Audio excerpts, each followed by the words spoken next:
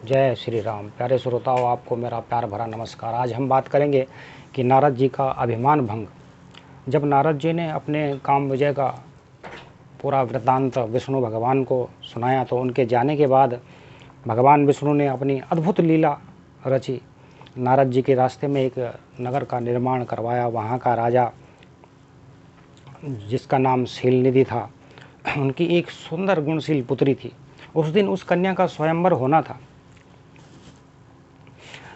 नारद जी वहाँ पहुँच गए। राजा ने उठकर उनका स्वागत किया और अपनी कन्या को बुलाकर उनके चरणों में उपस्थित किया। और राजा ने कहा कि आप त्रिकालज्ञ ज्योतिषी हैं, इसको कैसा वर मिलेगा।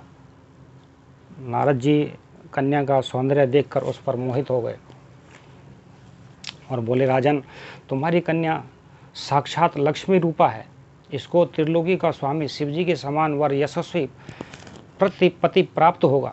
इतना कहकर नारद जी वहाँ से चल दिए। उनके हृदय में विकार पैदा हुआ कि कन्या मुझे मिलनी चाहिए, पर इतने राजाओं के सामने यह मुझे स्वीकार नहीं करेगी। सब स्त्रियां रूपवान पति चाहती हैं, इस कारण मैं भगवान विष्णु का रूप धरकर जाऊंगा तो काम बन सकता है। ऐसा सोचकर नारद भगवान विष्णु के पास पुनः गए।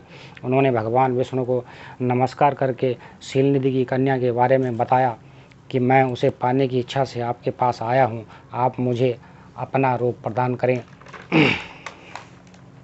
विष्णु जी ने नारद जी को वानर का मुख प्रदान किया। जब कन्या स्वर्ण की जयमाला लेकर स्वयंवर में उपस्थित हुई तो नारद को देखकर क्रोधित हो गई। उसने नारद जी की तरफ मुंह उठाकर भी नहीं देखा। वहीं राजा के वेश में विष्णु भी उपस्थित थे, जो कन्या को विवाह कर ले गए। और नारद जी के साथ जो शिव जी ने अपने 2 गणों को भेजा था, उन्होंने नारद जी से कहा कि आप दर्पण में जाकर अपना मुंह तो देखिए। तो नारद जी ने अपना मुंह दर्पण में देखा तो क्रोध में भरकर उन्होंने उन दोनों गणों को श्राप दे दिया कि तुमने मेरी हंसी उड़ाई है, तुम दोनों राक्षस हो जाओ। फिर नारद जी शिव जी की माया न समझकर विष्णु जी के पास गए और क्रोध में भरकर बोले कि तुम दुष्ट, कपटी और मलिन मन वाले हो। तुम दूसरों को सुखी होता हुआ नहीं देख सकते, तभी तो तुमने मोहिनी रूप रखकर दैत्यों को अमृत पिलाया और कलश छीन लिया। तुमने मुझे दुखित किया है। तुम मनुष्य रूप में राजा बनकर स्त्री कलेश से दुखी होंगे।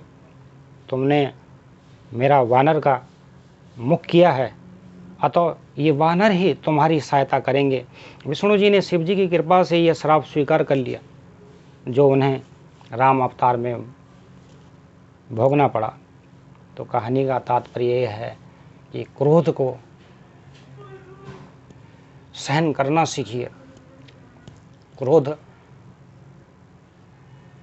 अगर आप सहन कर लेते हैं तो कई दुर्घटनाओं से, कई संभावनाओं से आप बच सकते हैं।